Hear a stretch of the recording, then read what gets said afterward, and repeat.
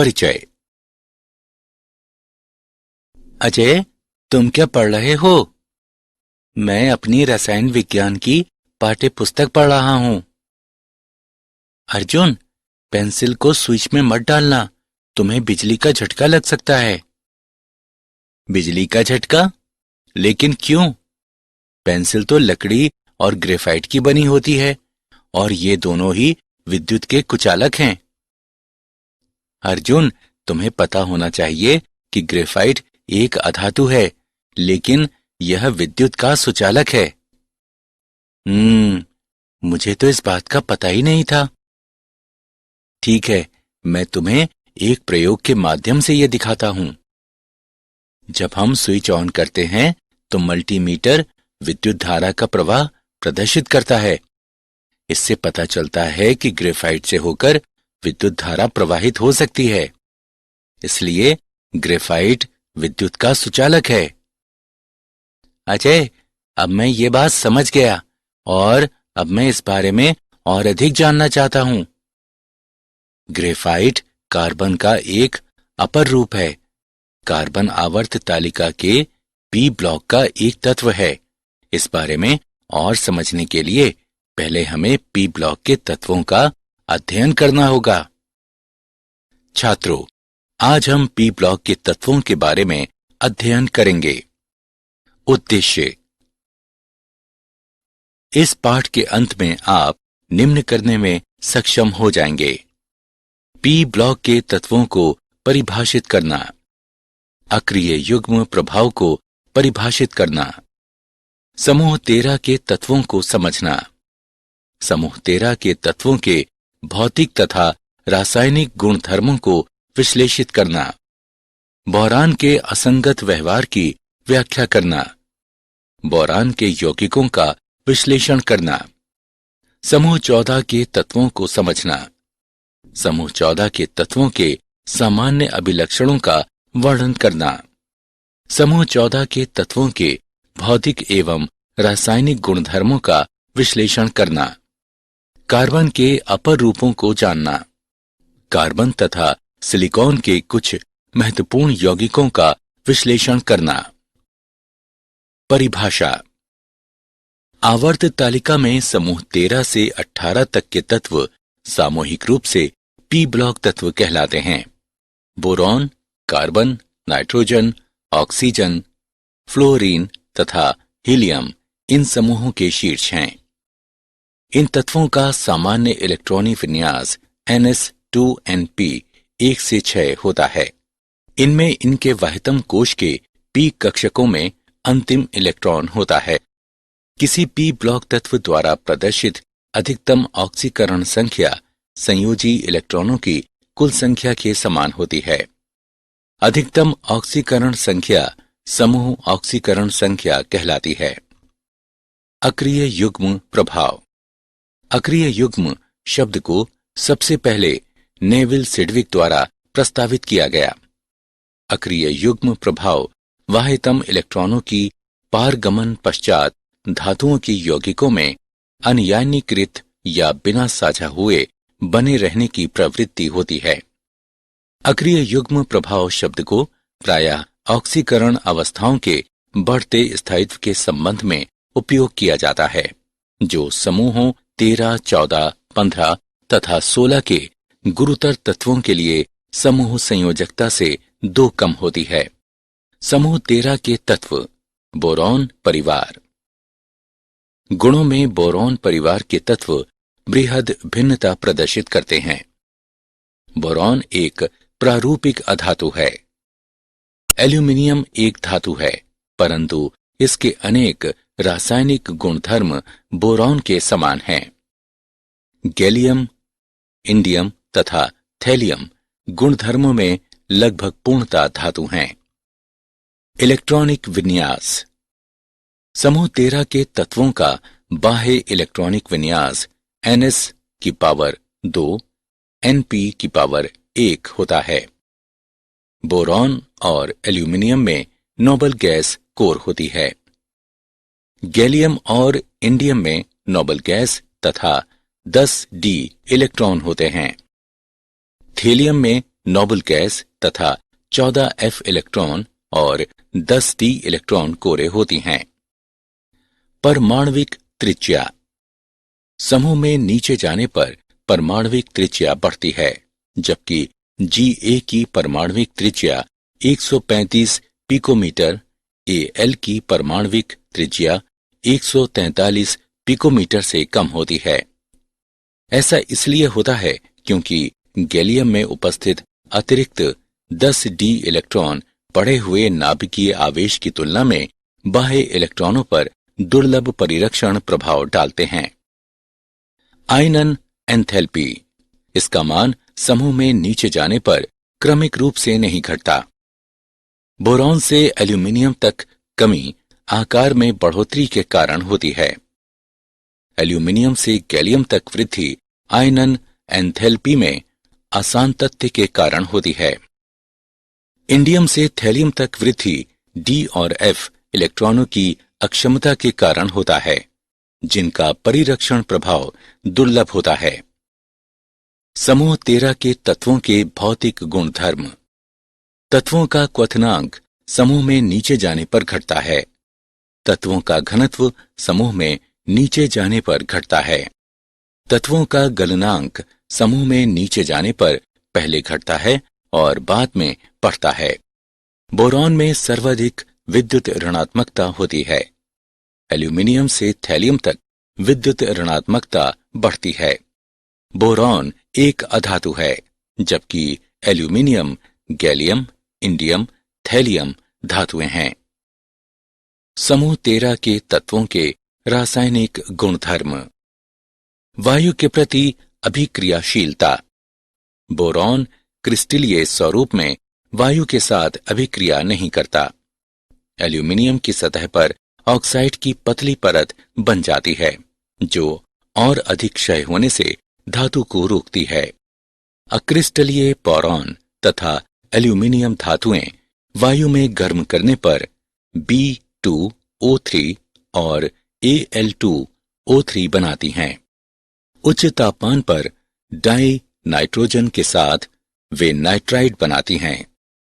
अम्ल एवं क्षार के प्रति अभिक्रियाशीलता। बोरॉन अम्ल और क्षार के साथ सामान्य तापमान पर भी कोई क्रिया नहीं करता। एल्यूमिनियम उभयधर्मी गुण प्रदर्शित करता है और खनिज अम्लों पर एवं जालीय क्षारों में घुल जाता है। एल्यूमिनियम तनु HCl में घुल जाता है और हाइड्रोजन निष्कासित करता है। हैलोजनों के प्रति अभिक्रियाशीलता। बोरॉन परिवार के तत्व हैलोजन से क्रिया करके ट्राइहैलाइड बनाते हैं। बोरॉन का असंगत व्यवहार। कुछ धात्विक गुण होने पर भी बोरॉन एक अधातु है। इसमें धन विद्युती गुण होता है। बोरॉन त्रिसंयोजक यौगिक बनाते हैं। ये NaOH विलयन के साथ उबालने पर हाइड्रोजन को मुक्त करता है। बोरॉन के बाइनरी यौगिकों को बोराइड्स के नाम से भी जानते हैं। बोरॉन ट्राइफ्लोराइड लुईस क्षारों जैसे कि NH3 के साथ आसानी से अभिक्रिया करके बोरॉन के परितः अष्टक पूर्ण करता है। बोरॉन के कुछ महत्वपूर्ण यौगिक। बोरैक्स। इसे सोडियम टेट्रा बोरेट डेकाहाइड्रेट भी कहते हैं। ये इस प्रकार पाया जाता है कि इसमें चतुष्केंद्रीय इकाइयां B4O5 OH4 की घात 2 होती हैं। अतः इसका सूत्र Na2B4O5 OH4 8H2O होता है। क्रिस्टलीय बोरेक्स ठंडे पानी में कम घुलनशील होता है, लेकिन ये गर्म जल में शीघ्र घुलनशील होता है।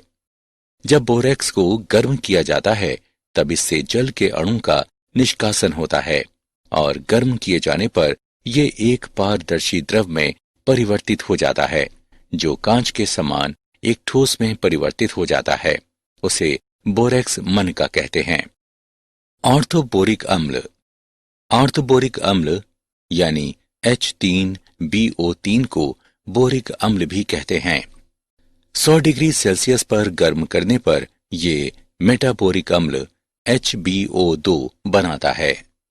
मेटाबोरिक अम्ल को जब 140 डिग्री सेल्सियस पर गर्म किया जाता है तो ये पायरोबोरिक अम्ल यानी H2B4O7 बनाता है, जिसे जब उच्च तापमान पर गर्म किया जाता है तो B2O3 बनाता है।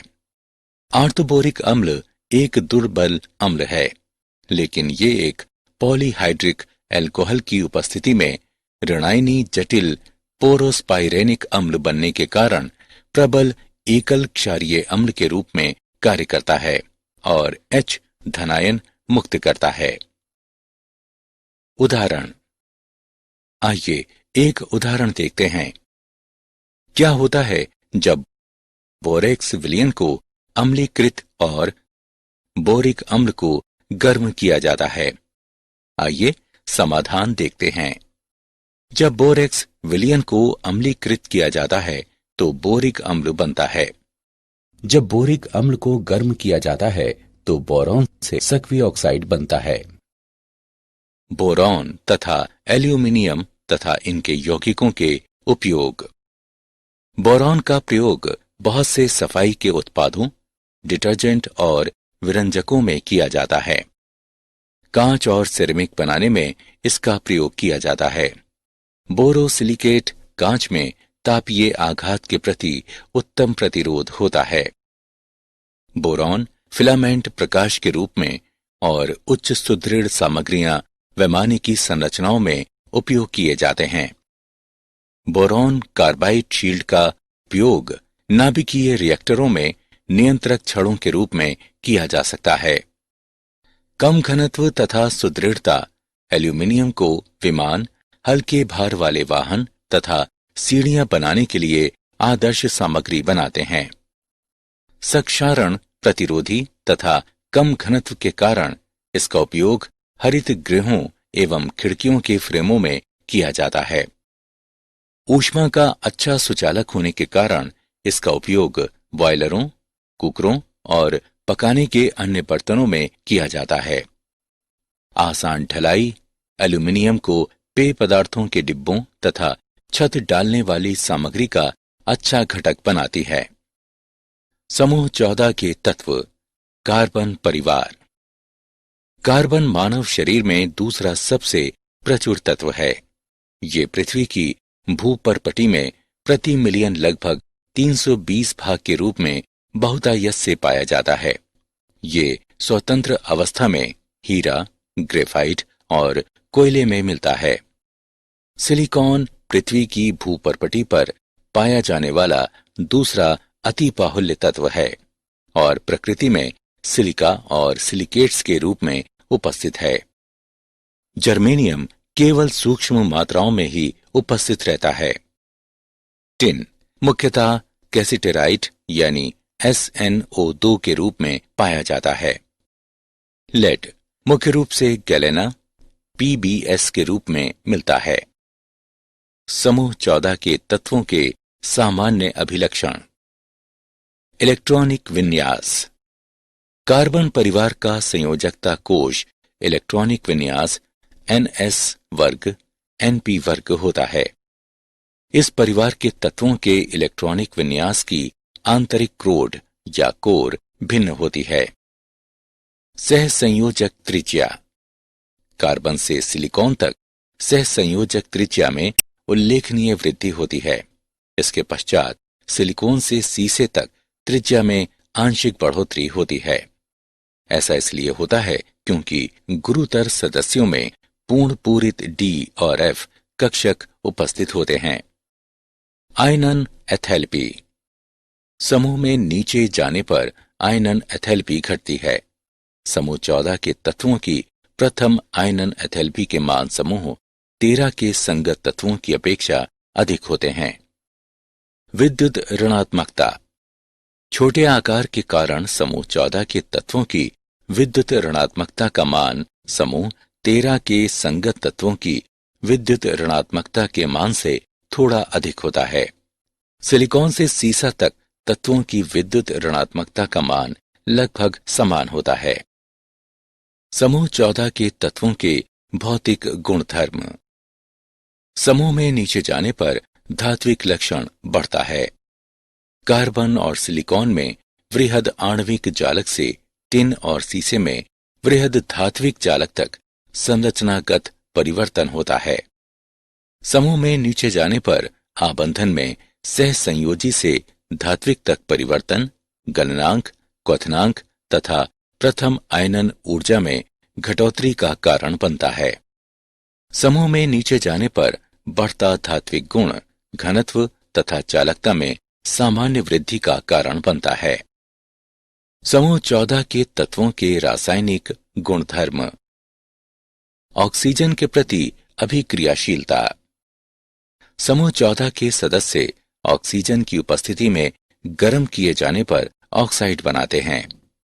ये मुख्यतः 2 प्रकार के ऑक्साइड पाते हैं, मोनो ऑक्साइड तथा डाइऑक्साइड। इनके सूत्र MO और MO2 हैं।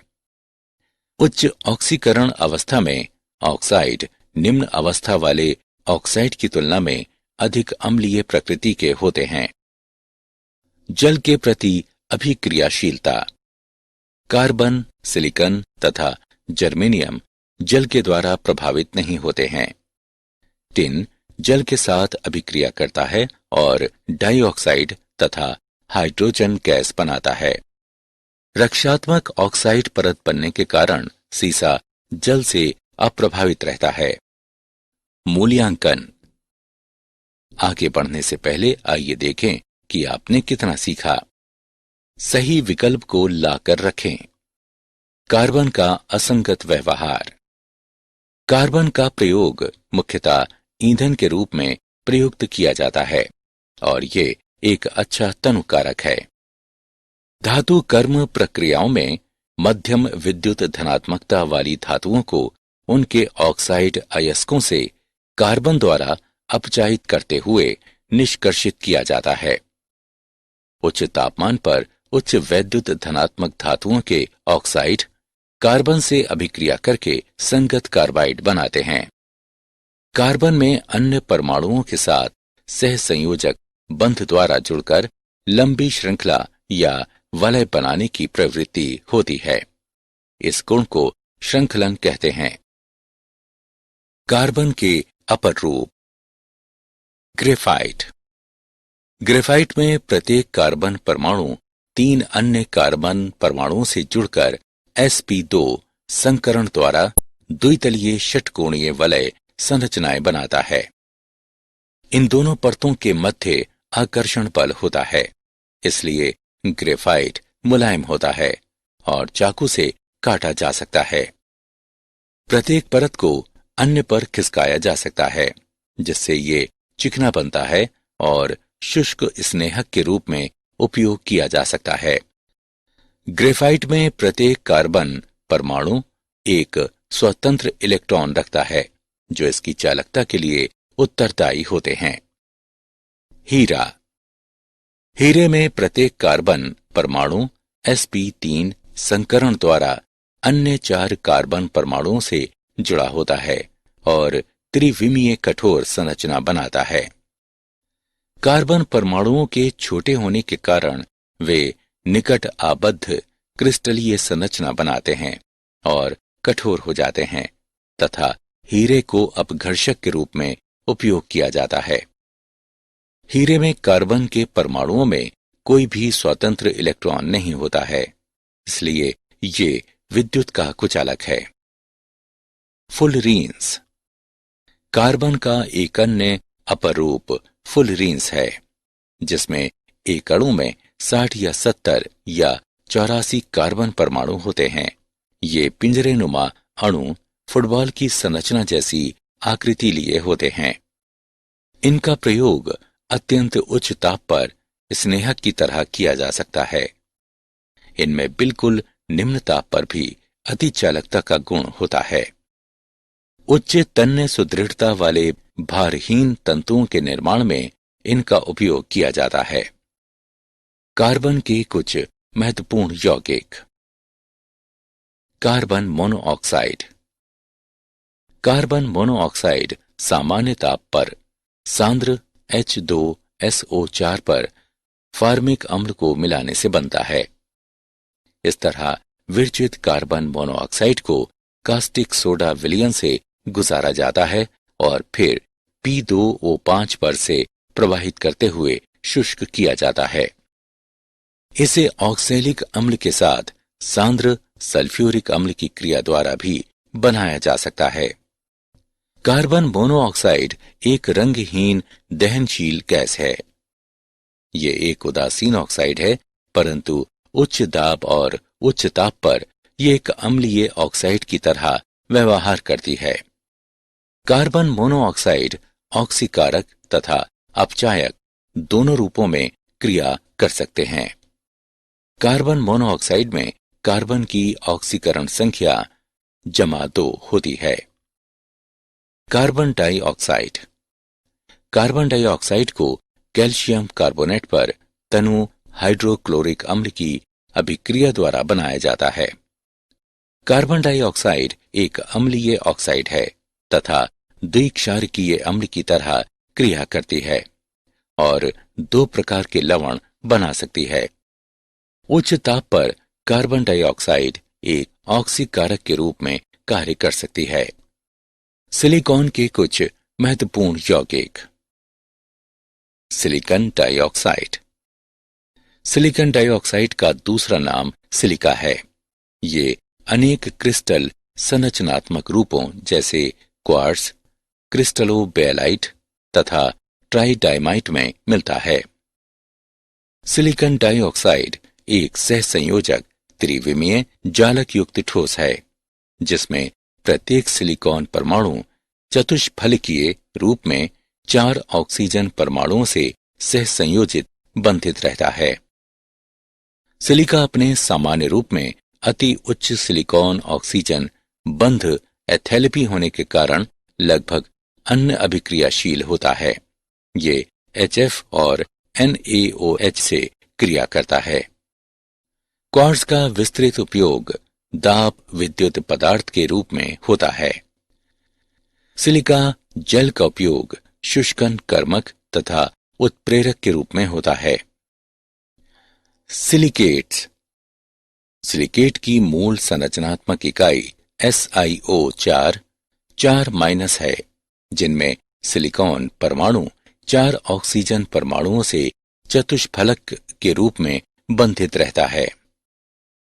प्रकृति में बड़ी मात्रा में सिलिकेट खनिज पाए जाते हैं, जैसे फेल्डस्पार, जियोलाइट, श्वेत अभ्रक और एस्बेस्टस। जब सिलिकेट इकाइयां आपस में मिलती हैं तो श्रृंखलित वलय, परत या त्रिविमीय संरचना बनाती हैं। मनुष्य द्वारा निर्मित 2 महत्वपूर्ण सिलिकेट्स कांच तथा सीमेंट हैं। क्या आप जानते हैं कार्बन मनुष्य को लगभग 3750 ईसा पूर्व से ज्ञात है। कांसे के निर्माण हेतु तांबे, जस्ते एवं टिन अयस्कों को अपचायित करने के लिए कार्बन का पहली बार उपयोग मिस्र तथा सुमेर सभ्यताओं के लोगों द्वारा किया गया। बोरॉन सभी हरित पादपों का अनिवार्य पोषक तत्व है। कार्बन का गलनांक और ऊर्ध्वपातन बिंदु सभी तत्वों में सर्वाधिक लगभग 5800 डिग्री केल्विन होता है। ब्रह्मांड में बोरॉन के परमाणु अंतरिक्ष किरण संघट्टों द्वारा नाभिकीय संलयन के कारण निर्मित हुए हैं। ब्रह्मांड में अधिकांश बोरॉन का निर्माण हमारे सौर मंडल बनने से पहले इसी प्रकार हुआ। सारांश। आइए हमने जो कुछ सीखा है उसे संक्षेप में दोहराएं। आवर्ती सारणी में 13 से 18 समूह के तत्वों को सामूहिक रूप से पी ब्लॉक तत्व कहते हैं। अक्रिय युग्म प्रभाव वाह्यतम इलेक्ट्रॉनों की संक्रमण पश्चात धातुओं के यौगिकों में अनियायनीकृत या बिना साझा हुए बने रहने की प्रवृत्ति होती है। 13 समूह में बोरॉन एक अधातु है, जबकि एल्यूमिनियम, गैलियम, इंडियम और थैलियम धातुएं हैं। एल्यूमिनियम उभयधर्मी गुण प्रदर्शित करता है और खनिज अम्लों एवं जलीय क्षारों में घुल जाता है। कार्बन मानव शरीर में दूसरा सबसे प्रचुर तत्व है। ये पृथ्वी की भूपर्पटी में प्रति मिलियन लगभग 320 भाग के रूप में बहुतायत से पाया जाता है। यह स्वतंत्र अवस्था में हीरा, ग्रेफाइट और कोयले में मिलता है। कार्बन परमाणुओं में अन्य परमाणुओं के साथ सहसंयोजक बंध द्वारा जुड़कर लंबी श्रृंखला या वलय बनाने की प्रवृत्ति होती है। ये गुण श्रृंखलन कहलाता है। कार्बन मोनोऑक्साइड एक उदासीन ऑक्साइड है, परंतु उच्च दाब और उच्च ताप पर यह एक अम्लीय ऑक्साइड की तरह व्यवहार करती है। सिलिकॉन डाइऑक्साइड एक सहसंयोजक त्रिविमीय जालक युक्त ठोस है, जिसमें प्रत्येक सिलिकॉन परमाणु चतुष्फलकीय रूप में 4 ऑक्सीजन परमाणुओं से सहसंयोजित बंधित रहता है।